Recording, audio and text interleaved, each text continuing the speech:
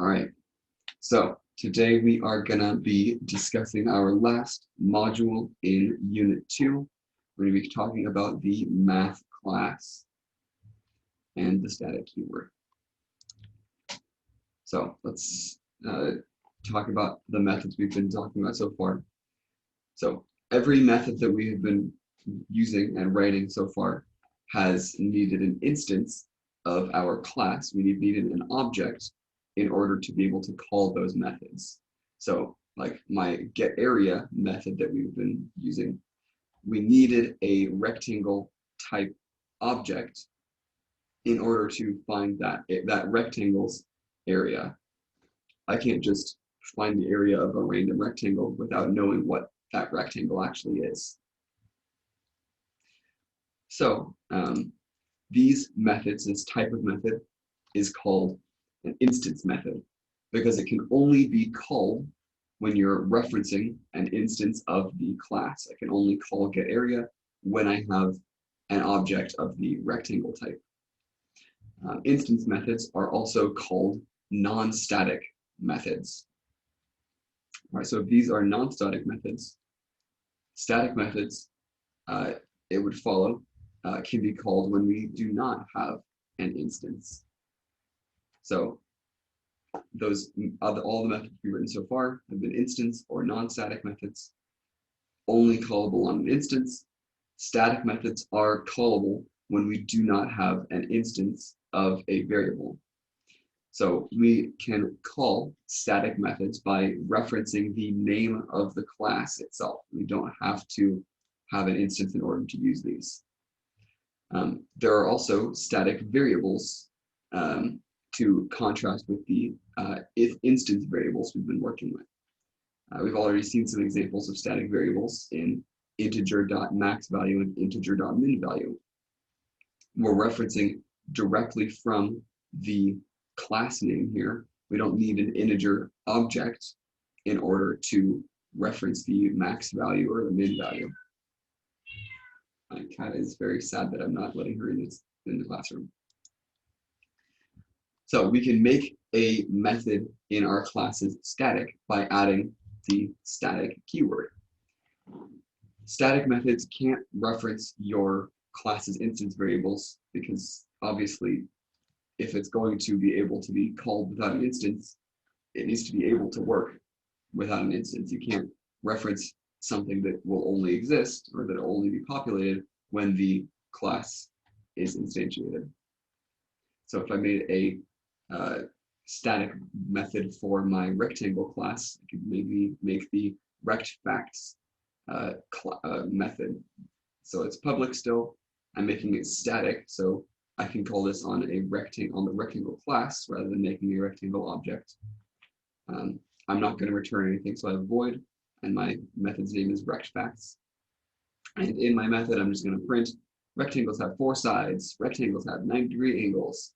So I'm just printing some facts about rectangles in general. So I don't need to know anything about any specific rectangle to know that those 2 facts are true.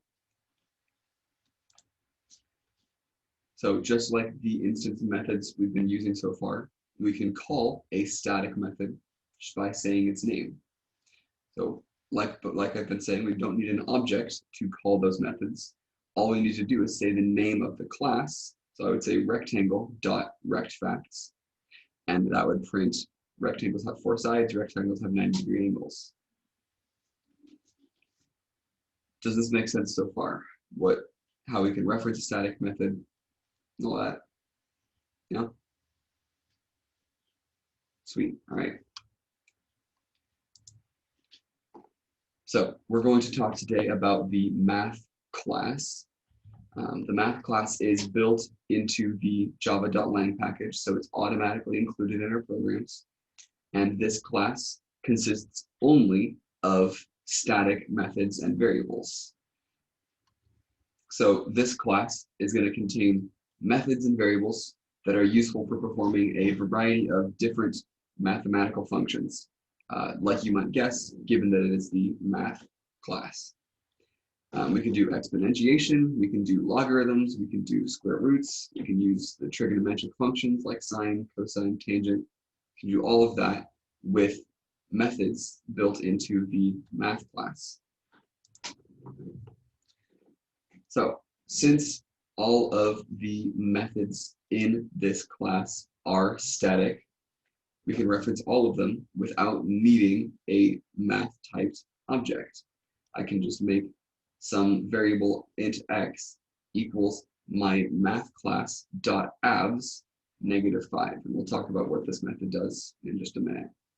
So what I don't need to do is make a my math object and then call my math.abs. And this will actually give me an error because the math constructor has private access. I'm not allowed to access the math constructor from outside of the math constructor, or from outside of the math class. So we can't even actually create an instance of the math class because the constructor is private. So all this to say, we really, really do not need math instances. All we need is to reference our actual math class when we are calling its methods. So we're going to talk about 4 methods today and what they do. So we've got Math.abs, Math.pow, Math.sqrt, and Math.random. Let's talk about Math.abs first. It's going to return the absolute value of your parameter. The Math.abs, you're going to pass it some number. You can pass it either an int or a double value. Either one will work. And it will return the absolute value of whatever you give it. So my int abs is going to be Math.abs of -5. My dub abs is going to be Math.abs of -10.4. And then I can just print the absolute value of -5 equals my int abs, so it's going to give me 5. The absolute value of -10.4 is going to equal my dub abs, which is 10.4. So if we need to find the absolute value, we can do that using the abs method. Does abs make sense? Sweet. All right, let's look at Math.pow. So this is going to return the value of base raised to the power of exponent. Both base and exponent are going to be of the double type. So you can pass an integer and it'll automatically typecast them to double on the back end. So that's fine if we just use ints here. But you can pass a double for each of those. So don't feel bad about trying to use a double here. And this method will also return a double, which is useful for knowing where we can actually save our value. So my variable cubed is going to be of the double type. It's going to equal Math.pow 2, 3, and that should really be 8.0. So when I say system.out.println 2 to the power of 3 equals, I should see 8.0 rather than just 8, because my variable cubed is going to be a double.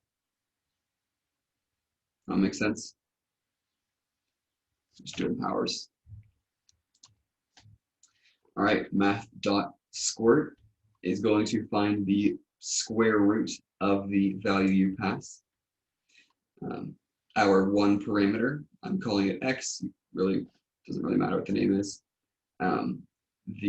It's going to be a double value, and obviously this is going to return a double. So our double root equals Math.sqrt on the value 255.5, and the square root of that number is 15.9843 and a bunch of decimal places. So Math.sqrt is pretty self-explanatory.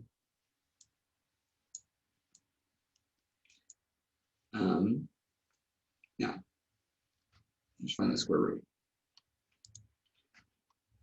And the last one is our Math.random method. That's going to return a random double value within the range of 0.0, which is included, is going to be less than our value, and our value is never going to equal 1. So we're going to make a double. I'm naming it rand, and it will equal math.random. So this will return some random value within this range. 0 is inclusive, 1 is exclusive. So the largest possible number we can get from this is 0.999999 forever. So when I run this code, I could see random number is this decimal, or I could see random number is this decimal, or really a whole bunch of other random number values. There's a huge swath of random double values in between 0 and 1.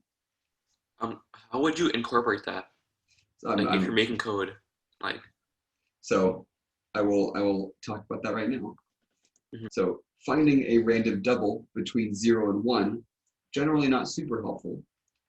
But what we can do is, if we want to generate a random value within a range of ints, we can do that. So if I want to generate a random integer between 0 and some number, we can use this equation. We're going to save this into an integer. We've got our int typecast first. Let's also got something in parentheses, so parentheses first. We're going to do math.random. That's going to generate a random double in between 0 and 0.999 repeating. We're going to multiply that by n plus 1, so the value that we're looking for, our maximum value, plus 1. So that will give us a double in between 0 and our variable n, 0.999999. So whatever number we want, 0.999. And then when we typecast that whole calculation together, that will truncate the decimal, giving us a random integer value in between 0 and n. Does how we calculate that make sense? Yeah? All right. So let's say if I wanted to generate a random number between 0 and 5, I would do my typecast of math.random times 6 if I want to do one more than my maximum desired value. So math.random is going to give me a value within this range. When I multiply by 6, I'm going to get a value somewhere between 0 and 5.999999, repeating. And then when I typecast that value to an int, I'm going to truncate my decimals to get something in between 0 and 5. So this is useful for finding a range from 0 to any number, but what if I want to change my starting position? We can also do that. So if we modify our equation just a little bit, we can generate a random int value in between any two integers. So if we add an integer value before we typecast, we can adjust the starting point, and then the value we're multiplying by is going to be the number of possible values we want. So let's do some practice. If I want to generate a random number between 1 and 6, what would my numbers in this equation be? 0 to 7, or nothing to 7. Yes. So what would I replace with range and start?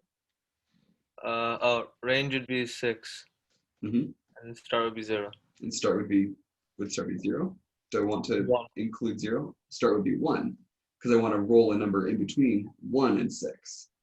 Because if I'm rolling a die, there's not a side with 0 pips on it, at least not a normal 6-sided die. So we would get our die roll equals that int typecast top of math.random times our range plus 1. So it's going to give us 7 plus 1. We want to start at 1. If I want to generate a random number between 100 and 150, what would my numbers here be? It'd be 151 plus 100. So in here, I would have 151. Yeah. So is that the range of numbers that I want? How many random numbers are within this sequence? 50. Right. There's 50 numbers. So if I'm increasing the bottom end, I don't actually need to include my maximum value within this. Oh, so All I that's want to say is the number of values I want to produce, right? Or the range of my random number. is it 51 then? Would be 51, correct. So we're going to do Math.random times 51 because we want to start at 100. It's going to be our starting point. And if we want to go up until 150, our range is just going to be 50 numbers. So we're going to increase that by 1 so that we can actually include that 50.